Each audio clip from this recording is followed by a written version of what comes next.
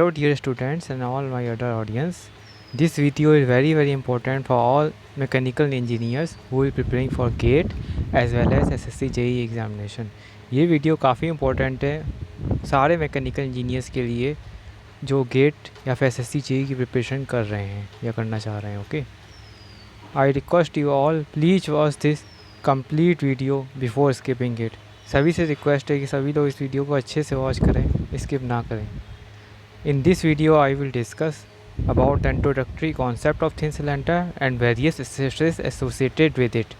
इस वीडियो में मैं थिन सिलेंडर कॉन्सेप्ट पे डिस्कस करूँगा कि थिन सिलेंडर होता क्या है और कौन कौन से स्ट्रेस इसमें डेवलप हो रहे हैं. Okay, thank you. So first of all, introduction to thin cylinder. So before discussing thin cylinder, I tell you what is pressure vessel, because if pressure vessel takes the shape of a cylinder, then it is under category of cylinder, thin cylinder as well as thick cylinder. Okay, so what is pressure vessel?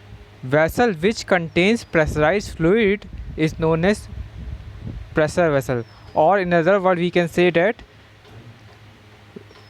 vessel which contains fluid under pressure is known as pressure vessel. वो vessel जिसमें pressurized fluid store हो या फिर वो vessel जिसमें fluid भरा हुआ हो जो अंडर प्रेशर में हो, उसको हम लोग कहते हैं pressure vessel. Basically pressure vessel are of two types. One is thin pressure vessel and another one is thick pressure vessel. If T by D is less than equal to 1 by 15 to 1 by 20, then it is called thin pressure vessel or thin cylinder. If T by D is greater than equal to 1 by 15 to 1 by 20, then it is called thick pressure vessel or thick cylinder. Generally gate वगैरह या फिर competitive में thin cylinder ही पूछा जाता है, thick cylinder नहीं पूछते हैं. तो यहाँ पे क्या, T is the thickness of the cylinder and D is the internal diameter of the cylinder. Example thin cylinder example जैसे boiler, air compressor, water tanks, steam pipes जो हैं वो सब बेसिकली होते का एग्जाम्पल है थिन सिलेंडर की. Okay, वो जैसा कि इसमें वैसा से these vessels are generally use for storing fluid, liquid और गैस अंडर प्रेशर. और इसमें जो वो थिकनेस जो होती है थिन सिलेंडर में वो कंपेरेटिवली इंटरनल डायमीटर काफ़ी कम होती है. और जिसका मतलब क्या हुआ, जो वॉल्स होती हैं इसकी काफ़ी थिन होती हैं, very thin in compare to their diameters. Okay, और हाँ, one more thing in thin cylinder, in case of thin cylinder the stress distribution जो होगा, क्योंकि इसमें प्रेशराइज फ्लूइड जाहिर सी बात है भरा हुआ है प्रेशर वेसल में, तो उसकी वजह से प्रेशर की वजह से स्ट्रेस आएगा उस पार्टिकुलर एरिया में. तो स्ट्रेस डिस्ट्रीब्यूशन जो उसमें होता है वो यूनिफॉर्मली वेरी करता है over the thickness of the wall. Okay, और जनरली जो थिन सिलेंडर ऑपरेट करते हैं वो normally operate under 30 mega newton पर मीटर स्क्वायर और 30 mega pascal, whereas thick cylinder operate normally under pressure of 250 mega newton पर मीटर स्क्वायर और 250 mega pascal. Thin cylinder जो नॉर्मली ऑपरेट करते हैं कितने प्रेशर तक, 30 मेगा न्यूटन पर मीटर स्क्वायर, उससे कुछ ज़्यादा. और जो थिक सिलेंडर होते हैं वो नॉर्मली इससे ज़्यादा अगर होगा तो ये थिन सिलेंडर फेल कर जाएगा. ठीक है, इससे नॉर्म क्योंकि रेटेड एक लिमिट होगी ना, तो वो लिमिट डिसाइड की गई है. और थिक सिलेंडर जो होते हैं वो 250 मेगा न्यूटन पर मीटर स्क्वायर और 250 मेगा पास्कल तक. ओके, तो this is all about the introductory concept of pressure vessel as well as thin cylinder. Now thin cylinder vessel subjected to internal pressure and various type of stresses develop. Here in figure 1 you all see that this is the sectional view, projected view or view rectangle of cylinder and this is circular view. तो यहाँ पे हम लोग देख रहे हैं figure 1 shows a thin pressure cylinder वैसे जो फ्लूइड भरा हुआ है, जैसे प्रेशर वैसे फ्लूइड भरा होता है, इसका प्रेशर क्या है, P है. This pressure will be acting in two ways basically, either in if we see consider rectangular view, either vertical or downwards or in circumference or at the ends, and that is along the length.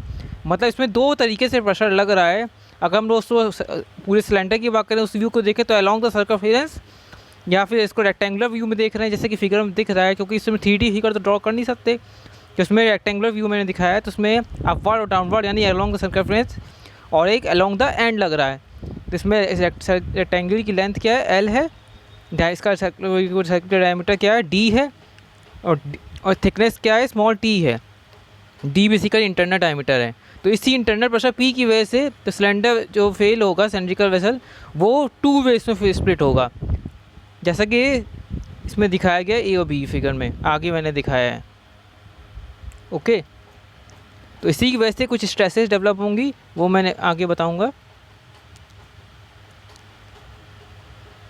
Now see in figure 2a and 2b, the force due to pressure of the fluid may be split either vertically upward or downward in figure A, and in figure B it is splitted longitudinally, that is along the length, that is pressure acting at the side of the cylinder, end of the cylinder. Okay, तो यहाँ पे cross section जो क्या है perpendicular, जैसे कि आप लोग फिगर में देख रहे हैं। तो ये फोर्स जो प्रेशर फुल इसमें क्या हो रहा है, वर्टिकली अपवर्ड डाउनवर्ड उसको बस्ट करने की कोशिश करेगा, और फोर्स जो है एंड ऑफ द सिलेंडर वो मैंने फिगर बी में, तो उसकी वजह से जो स्ट्रेस प्रोड्यूस होगा वो सर्कमफ्रेंशियल स्ट्रेस प्रोड्यूस होगा फिगर ए की वजह से, और फिगर बी की वजह से जो होगा वो लॉन्गिट्यूडनल स्ट्रेस प्रोड्यूस होगा। क्यों? क्योंकि सर्कमफ्रेंशियल स्ट्रेस वो स्ट्रेस होती है, मैं आगे भी बताऊंगा, कि जो कि along the length circumference act करती है, और लॉन्गिट्यूडनल स्ट्रेस वो स्ट्रेस होती है जो अलॉन्ग द लेंथ एक्ट करती है। क्योंकि प्रेशर की वजह से क्या होता है, फोर्स एंड फोर्स की वजह से क्या होगा। तो बाकी कैसे कैसे एक्सप्रेशन डिराइव करेंगे, कौन से फोर्सेस डेवलप करेंगे, वो मैं नेक्स्ट स्लाइड में आपकी डिस्कस करूँगा। तो थर्ड टाइप की स्ट्रेस और होती है, लेकिन वो उसको हम लोग वो काफ़ी स्मॉल होती है, तो उसको हम लोग क्या करते हैं, निगलेक्ट कर देते हैं, दैट इज़ उसको हम लोग बोलते हैं रेडियल स्ट्रेस। अब बात करते हैं एक्सप्रेशन फॉर सर्कमफ्रेंशियल स्ट्रेस की। तो इसमें बेसिकली आप लोग देख पा रहे हैं फिगर ए और फिगर बी 3 का ए है।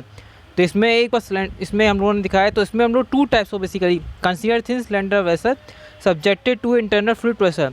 तो सर्कमफ्रेंशियल स्ट्रेस सेटअप उसमें होगा if the bursting take place, इस तरह से अगर फिगर ए में जैसे देखा तो उसकी वजह से सर्कमफ्रेंशियल स्ट्रेस, और किस तरह से ऐड करेगी सर्कमफ्रेंशियल स्ट्रेस, तो मैंने यहाँ पे सिग्मा 1 को दिखाया हुआ है फिगर बी में सर्कमफ्रेंशियल स्ट्रेस से। ओके, तो बस्टिंग अब इसमें कब होगी, जब, और एक चीज़ मैं बता दे रहा हूँ उसमें, जैसा कि मैं बता रहा हूँ कि एक अलॉन्ग द सर्कमफ्रेंस एक्ट तो कर रहा है, लेकिन इसमें 2 टाइप की फोर्सेस होते हैं बेसिकली। एक होता है वन इज बस्टिंग फोर्स,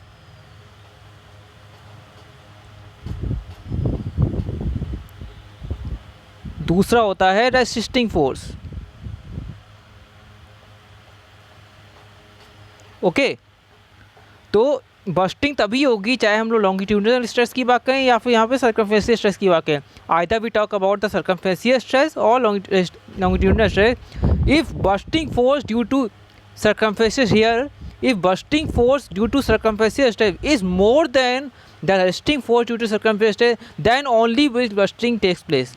मतलब क्या हुआ कहने का, कि अगर बस्टिंग फोर्स जो सर्कमफ्रेंशियल स्ट्रेस की वजह से हो रहा है, वो अगर रेसिस्टिंग फोर्स जो कि एक फोर्स होगा इसको रेसिस्ट हो रहा होगा, जो कि इसको टूटने से रोक रहा होगा, उससे अगर ज़्यादा हो जाएगा तभी बस्टिंग होगी। लेकिन फॉर इक्विलिब्रियम कंडीशन में क्या करते हैं, in bursting force due to fluid pressure और ड्यू टू सर्कमफ्रेंशियल स्ट्रेस, जो फ्लूइड प्रेशर की वजह से बस्टिंग फोर्स आ रहा है, और resisting force due to circumferential stress, इन दोनों क्या करते हैं, इक्वेट कर देते हैं इक्विलिब्रियम कंडीशन से। तो जब हम लोग बस्टिंग फोर्स कैलकुलेट करेंगे, यहाँ पे फिगर ए को कंसीडर करेंगे, consider figure A to calculate bursting force, and we consider figure B to calculate resisting force. तो फिगर बी को कंसीडर करेंगे रेसिस्टिंग फोर्स कैलकुलेट करने के लिए। ओके, सो नाउ अब बात करते हैं force due to fluid pressure, यानी कि bursting force due to fluid pressure calculate करें। तो पी प्रेशर क्या है, इंटरनल प्रेशर ऑफ फ्लूइड क्या है, पी है, और एरिया वो है जहाँ पे पी ऐड कर रहा है। तो जैसा कि फिगर में आप मैंने बताया फिगर 1 कंसीडर करेंगे, तो यहाँ पे क्या हो रहा है, इसका टाइम आप इसको कैसे भी तोड़ो तो इस तरह से दिखाई देगा ऊपर वाला। यहाँ से अगर हम उसको देखें इस तरीके से, तो क्या ये रेक्टेंगुलर दिख रहा है, इसका डायमीटर क्या है, डी है, और ये किससे प्रोजेक्टेड व्यू जो इसका दिख रहा है, इसकी लेंथ क्या है, यहाँ से यहाँ तक एल है, और इसका डायमीटर क्या है, डी है।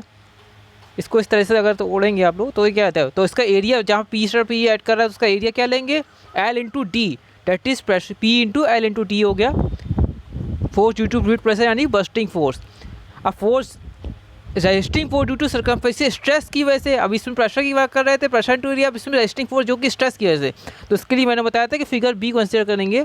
अब जैसा कि मैंने बताया था स्ट्रेस इनटू एरिया होगा, तो सिग्मा 1 एक बार यहाँ पे भी लग रहा है और सिग्मा 1 यहाँ पे भी लग रहा है, इस बार सिग्मा 1 यहाँ लग रहा है एक बार, तो सिग्मा 1 इंटू अब एक बार एल इंटू टी ये होगा, ये जैसा कि शेडेड पोर्शन में दिख रहा है आप लोग देख पा रहे हैं, एक बार एल इंटू टी ये हुआ, और एक इस सिग्मा 1 के लिए, और ये दूसरे सिग्मा 1 जो कि यहाँ लग रहा है इसके लिए एल इंटू टी ये हुआ, तो L into T plus L into T 2 into L into T हुआ, और सिग्मा 1 रहेगा कॉमन, तो वही मैंने नेक्स्ट इसमें दिखाया है, शो किया है इसको, तो सिग्मा 1 इंटू 2LT। तो एक बार मैंने बस्टिंग फोर्स कैलकुलेट कर लिया ड्यू टू फ्लूइड प्रेशर की वजह से बस्टिंग फोर्स होता है, जो स्ट्रेस रेस्ट्रिक्ट करके रोक रही थी उसकी वजह से रेस्टिंग फोर्स डेवलप हो रहा है। दोनों फोर्स को क्या करेंगे इक्विलिब्रियम कंडीशन में इक्वेट कर देंगे। So equating first and second equation under equilibrium condition भी है P into D into L will be equal to 2 sigma 1 into L into T, where sigma 1 is the circumferential stress और इसको hoop stress भी कहते हैं। Okay, circumferential stress also called as hoop stress। Sigma 1 की value आ गई PD upon 2T। तो ये इसका जो नेचर होता है, this is the equation third is the expression for circumferential stress and this equation is only use in numerical problem for calculating circumferential stress.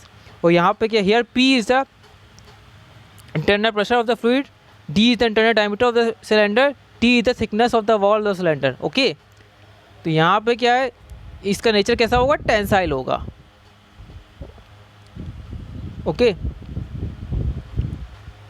Now let us derive the expression for longitudinal stress। the same thing we have done here, either we case answer previously जो कि हम लोगों ने उसमें circumferential stress में किया, तो वही here the pressure acting at the end of the rectangular view of here in longitudinal stress the pressure acting along the length of the cylinder। Okay, तो यहाँ पे longitudinal pressure जो है लेंथ पे एक्ट करता है, तो यहाँ पे एंड पे मैंने दिखाया हुआ है, यहाँ प्रेशर P लग रहा है और यहाँ पे P लगा है along the section AB के along, यहाँ पे एंड्स पे लग रहा है, जैसे कि फिगर A में आप लोग देख पा रहे हैं और फिगर B में।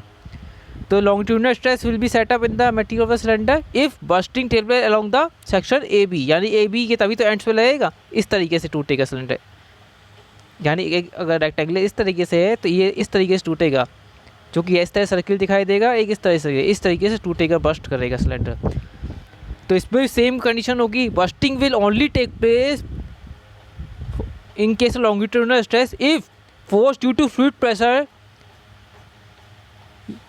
it will be more than the resting force due to longitudinal stress, or you can say that in other words if bursting force due to longitudinal stress will be more than the resting force due to longitudinal stress, यानी कि bursting force longitudinal stress की fluid pressure की वजह से जो bursting force है वो ज़्यादा हो जाए resting force से, जो कि longitudinal stress की वजह से डेवलप हो रहा है। ओके, तो यहाँ पे मैंने इसका बस्टिंग वाला दिखाया है और यहाँ पे स्ट्रेस का व्यू दिखाया है मैंने, सर्कुलर व्यू। तो फिगर है फिगर बी में, तो ये सिग्मा 2 क्या है, यहाँ पे लॉन्गिट्यूडनल स्ट्रेस है, बाकी टी वही थिकनेस है, और डी क्या है, internal diameter of the cylinder है। तो सबसे पहले फिर सेम वही काम करेंगे। अब force due to fluid pressure क्या है, P pressure internal pressure of fluid, क्योंकि प्रेशर वेसल में क्या फ्लूइड भरा हुआ है, और एरिया वो लेंगे जो प्रेशर पी ऐड कर रहा है। तो अब जैसा कि मैंने इसमें दिखाया है, तो ये बस्ट करेगा तो इसका जो एंड है वो सर्किल दिखाई दे रहा है, सर्किल पर, तो सर्किल का एरिया होता कितना है, अगर इसका if D is the diameter of area of circle is π/4 d square होता है, तो यहाँ पे प्रेशर ऐड कर रहा है तो हो सर्किल ही है। तो यहाँ पे हम लोग क्या लेंगे, सेक्शनल व्यू लेते हैं, क्रॉस सेक्शन व्यू, तो क्या उसका एरिया लेते हैं, जैसा कि मैंने पहले सर्कमफेरेंशियल स्ट्रेस के लिए बताया था। तो वही P into π/4 d square, question number 3 ले लिया इसको मैंने। अब resting force due to longitudinal stress क्या है, सिग्मा 2 क्या है, लॉन्गिट्यूडनल स्ट्रेस एरिया वो जहाँ पे सिग्मा 2 ऐड कर रहा है। अब जैसा कि इसमें देख रहे हैं, ये T इसकी थिकनेस है, everybody knows T is the thickness of the cylinder, but high अब इसको यहाँ से हम लोग इसको काट के इसको अगर पकड़ के हम लोग इसको इस तरह से अगर खींचे हैं ये, तो कि ये कुछ इस तरीके से दिखाई देगा, पाई डी सर्कमफ्रेंस और थिकनेस क्या है, टी है।